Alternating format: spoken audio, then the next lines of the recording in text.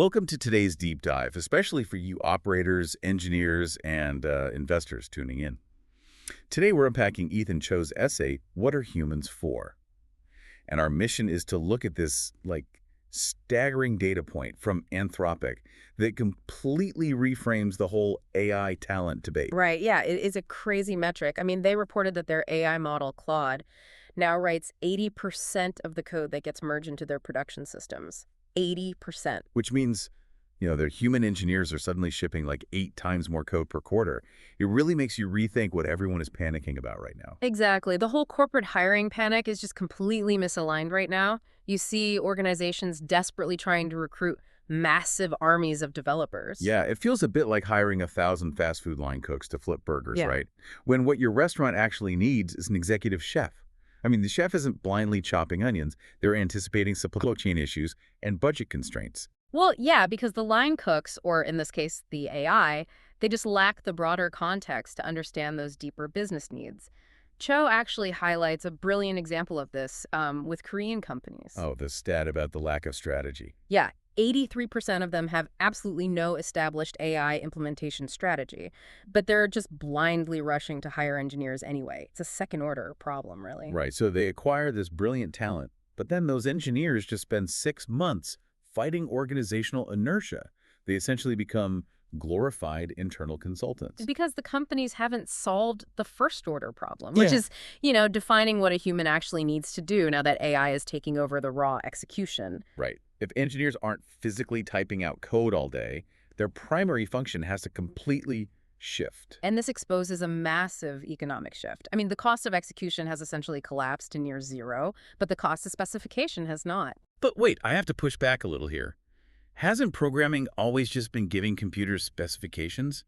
I mean, you write the code, and that code is the spec. Why is this suddenly a crisis? It was, but historically, the same person held both the judgment and the execution. So think about the last time you wrote a JIRA ticket or a project brief. Oh, right. They're usually pretty vague. Exactly.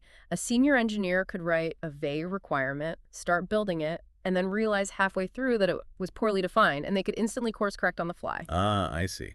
The vagueness was tolerable because the human typing the code also held the ultimate business context in their head. Right, but the moment you separate the brain from the hands, when the human judges and the AI executes, that tolerable vagueness becomes a total landmine. So if you vaguely tell an AI to, speed up the database, Mm. it might flawlessly execute that command by permanently deleting 5 years of archived user data. Exactly. I mean, it solved the prompt, right? But it solved the completely wrong problem because it lacked human constraints. Wow. Okay, so Cho's blueprint for this new division of labor, it basically places AI squarely in the execution middle, and humans no longer live in the middle. Yeah, we have to own the front end, which is perception, and the back end, which is accountability. AI owns the middle.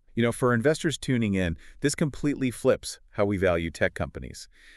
The organizations building the deepest moats right now are the ones pre-specifying this judgment layer right into their product design. Right. They aren't just handing users raw AI power. They're baking in opinions on what success looks like, setting hard constraints so the end user doesn't have to figure it out from scratch. And that baked-in judgment is what Cho connects to Aristotelian practical wisdom, right? Yeah. Phronesis. Yeah, phronesis. Because AI systems are incredible at applying rules with perfect consistency.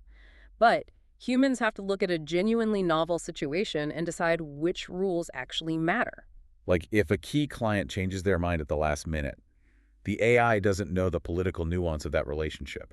Exactly. A human has to read the room, set the exact parameters on the front end to guide the AI, and then, put their neck on the line for the final output on the back end. It's about deciding what actually matters to a specific person in a specific context right now.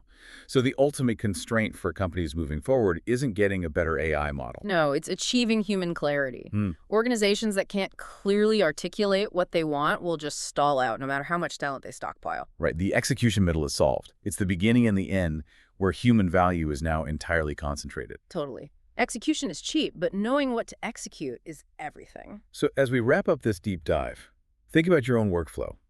If an AI could perfectly execute 80% of your daily tasks tomorrow, how clearly could you specify the rules for the remaining 20%?